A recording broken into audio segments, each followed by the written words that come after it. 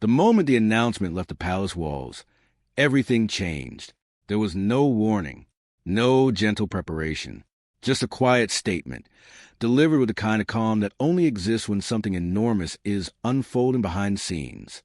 At the center of it all stood Prince William, no longer just a future king, but a man suddenly forced into power, making a decision that would send shockwaves to the monarchy and the world watching it, because in his very first official act as regent, he did something few ever imagined possible. He stripped Queen Camilla of her queen title. To the public, it felt sudden, almost impossible. But inside the ancient institution of the monarchy, nothing happens without years of tension, quiet calculation, and emotional weight. And this was not just a change of title. This was history being rewritten in real time. For centuries, the monarchy survived by projecting stability, continuity, strength. Even when the world outside was collapsing, the image remained untouched. But now that image was cracking, and millions couldn't look away. Because this wasn't just about Camilla.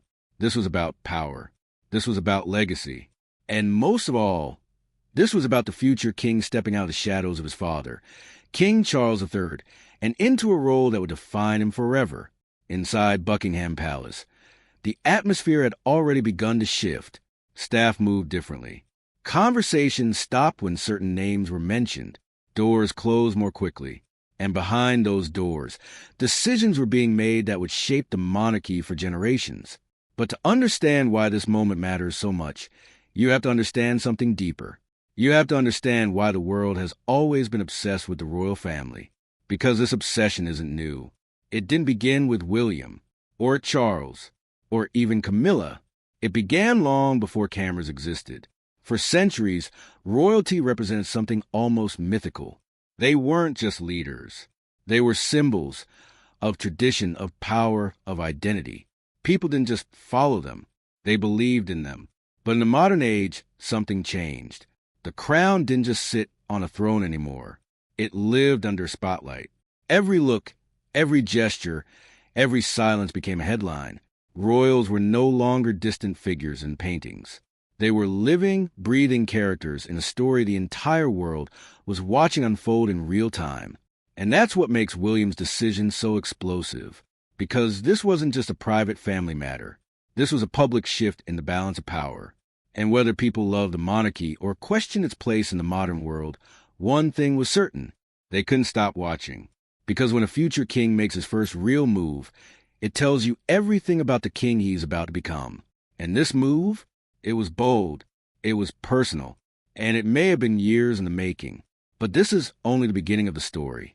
Because to understand why this decision carries so much emotional weight, you have to go back to the moment when royalty stopped being distant figures and became the most watched celebrities on earth. But the truth is, the monarchy was never supposed to be this visible. There was a time when royalty existed behind layers of mystery. The public didn't see their private lives. They didn't hear their personal struggles. The crown was meant to be distant, almost untouchable, and that distance was its power. For generations, people only saw carefully painted portraits, formal appearances, and rare ceremonies. The royal family existed in controlled moments, frozen in time.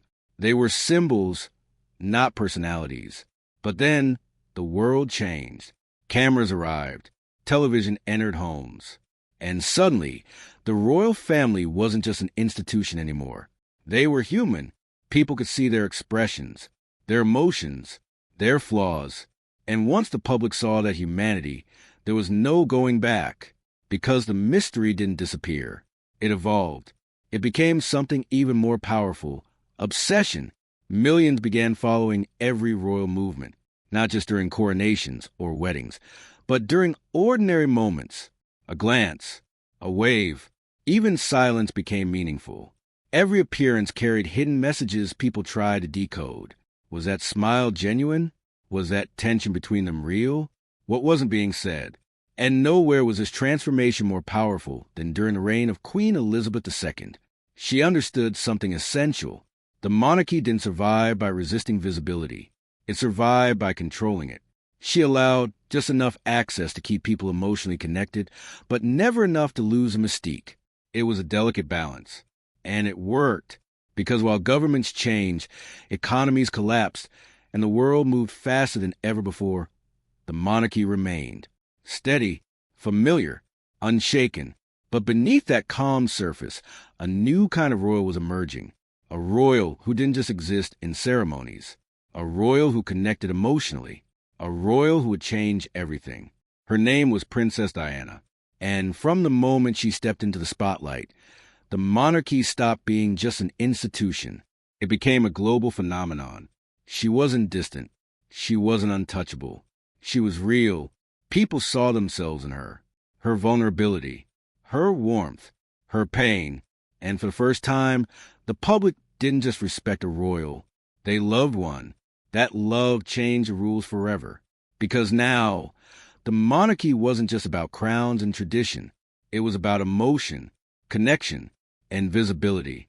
And decades later, that same visibility would create pressure unlike anything the monarchy had ever faced before. Pressure that would shape the lives of Diana's sons. Pressure that would follow William into the very moment he made his first decisive act of power. Because when you grow up watched by the entire world, every decision carries consequences, and some decisions change everything. Princess Diana didn't just join the royal family. She transformed it. Before her, royalty existed behind invisible walls. There was always a separation between them and the people. But Diana walked straight through those walls. And in doing so, she changed the emotional contract between the monarchy and the public forever. When she married King Charles III, then known as Prince Charles, the world watched with fascination. She was young, graceful, and seemingly living a fairy tale. Millions believed they were witnessing the beginning of something magical. But fairy tales don't always survive reality. Behind the palace doors, the truth was far more complicated. Diana struggled with the pressure, the expectations, the loneliness. She wasn't just a wife. She was a symbol. And every move she made was judged, analyzed, and recorded. Yet instead of retreating, she did something revolutionary. She connected. She touched people, literally and emotionally. She shook hands with AIDS patients at a time when fear and misinformation kept others away. She hugged children. She spoke openly with warmth that felt genuine, not rehearsed. She wasn't performing royalty. She was redefining it. And the public responded in a way the monarchy had never seen before. They didn't just admire her. They trusted her. They saw her not as an untouchable figure, but as someone human, someone vulnerable. And that vulnerability made her powerful. But it also made her dangerous to the carefully controlled image the palace had spent generations protecting. Because Diana's authenticity couldn't be scripted. It couldn't be contained. And as her marriage to Charles fractured, the world didn't just watch. They took sides. Suddenly, the royal family wasn't just a symbol of unity. It was a story filled with conflict, heartbreak, and emotional tension. The separation, the interviews, the quiet glances that said more than words ever could. Each moment pulled the public deeper into the story. And at the center of that story were two young boys, Prince William and Prince Harry. They didn't choose the spotlight. They were born into it. They walked behind their mother's coffin, while the world watched in silence. A moment so powerful, so heartbreaking, that it permanently reshaped how people saw the monarchy. Because in that moment, the royal family wasn't distant anymore. They were grieving. They were human. And William, even then, was already being watched differently, not just as a child, but as a future king, a future leader, a future symbol of stability. And everything he experienced in those early years would shape the man he would eventually become. He saw what the spotlight could do. He saw how the media could build someone up and tear them down. He saw how personal relationships could become public battlegrounds. And perhaps most importantly, he saw how fragile the monarchy really was.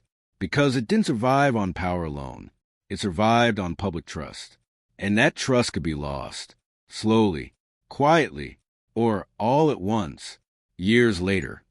When William stood in a position of authority, making decisions that would redefine the monarchy's future, those memories weren't gone. They were still there, guiding him, shaping him, preparing him for the moment when he would have to choose between tradition and transformation. And when that moment came, The decision he made would send a message louder than any royal announcement before it. But before William could step into that role, another earthquake was coming, one that would shake the monarchy to its core, one that involved his own brother. For years, the world believed the future of the monarchy was secure. Two brothers, united, strong, unbreakable. Prince William and Prince Harry were seen as the modern face of the royal family. They represented continuity, youth, and hope after the tragedy of losing their mother. They had grown into men who carried her legacy in different ways. But together, William, calm and measured, Harry, emotional and fearless. And for a time it worked. When Harry married Meghan Markle, the excitement was global. She was different from anyone who had entered the royal family before. American, independent, already famous in her own right. Their wedding at Windsor Castle was watched by millions, and it felt like the monarchy was evolving with the modern world. It was fresh. It was hopeful. It was a beginning of something new. But behind the smiles, tension was already forming, because a monarchy isn't just a family. It's a system, a structure built on hierarchy, tradition, and unspoken rules. And those rules don't change easily. At first, the signs were subtle. Different approaches to royal duties, different relationships with the media, different vision for the future. William had spent his entire life preparing to protect the institution. Harry had spent his life questioning it. Neither was wrong, but their paths were no longer aligned. Then came the moment that changed everything. Harry and Meghan stepped away. They left their roles as senior royals and moved across the ocean. For the first time in modern history, a core member of the royal family had chosen distance over duty. The announcement shocked the world, but the aftermath was even more powerful.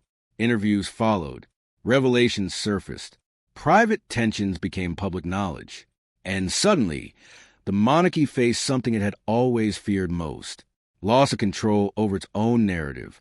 The brothers who once stood side by side now stood on opposite sides of an invisible line. And William found himself carrying more weight than ever before, not just as a future king, but as a protector of the institution itself. Because every departure weakens the illusion of permanence. Every fracture raises questions. Every silence speaks volumes. And as Harry built a new life far from the palace, William moved closer to the center of power, closer to responsibility, closer to decisions that would define the monarchy's survival. And among those decisions was his relationship with the woman who had once been at the center of the greatest royal controversy of all, Queen Camilla. Her journey to the title of queen had been long, complicated, and deeply divisive. To some, she represented loyalty and endurance. To others, she represented the painful past connected to Diana's story. For decades, her presence inside the royal family had been carefully managed, carefully explained, carefully accepted. But acceptance doesn't always mean emotional closure.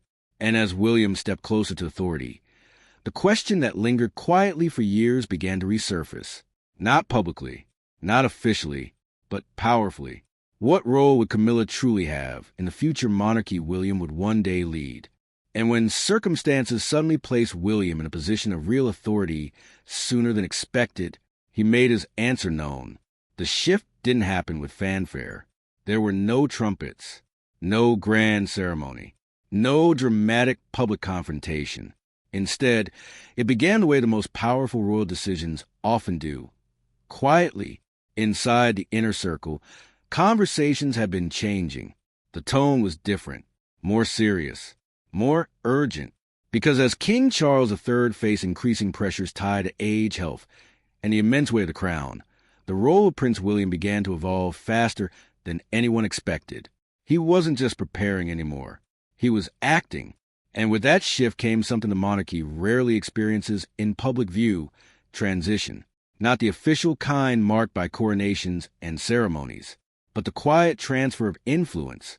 Staff began looking to William for guidance. Senior advisors began including him in decisions that once belonged solely to the king. His voice, once secondary, now carried authority. Because everyone inside the palace understood one truth: the future was no longer distant. It was here. And with that future came unfinished emotional history. At the center of it stood Queen Camilla, Her rise had been one of the most complex journeys in modern royal history. Once viewed as an outsider, she gradually became accepted, slowly, carefully, step by step. When Charles became king, she became queen consort, a title that symbolized her official place beside him. But titles in the monarchy aren't just ceremonial. They carry meaning. They define hierarchy. They shape legacy. And William understood something deeply personal about legacy, because his own legacy had been shaped by loss. By watching his mother, Princess Diana, become beloved by millions, and then lose her place within the royal structure, he understood how powerful public emotion could be. He understood how fragile royal image could be. And, perhaps most importantly, he understood how the future monarchy would ultimately carry his name. Not Charles's, not anyone else's, his. So when he stepped into greater authority, his decisions weren't just about the present. They were about the monarchy he would one day inherit. And in one quiet but deeply symbolic move, Camilla's role began to shift, not erased, not publicly condemned, but subtly redefined. Her visibility changed. Her positioning changed. The language surrounding her title became more carefully framed. Because William wasn't trying to rewrite history. He was shaping perception. He was preparing the monarchy for a future centered around stability, clarity, and emotional connection with the public. And he knew something many people outside the palace didn't fully understand. The monarchy survives not because of law, but because of belief, public acceptance, public trust. Every decision William made carried that awareness. Every action was measured not just for its internal impact, but for how it would be seen by millions watching from outside palace gates. And this moment, his first true assertion of authority, wasn't just about Camilla. It was about signaling something much larger, that the next era of the monarchy had already begun. But what made this moment even more powerful wasn't just the decision itself.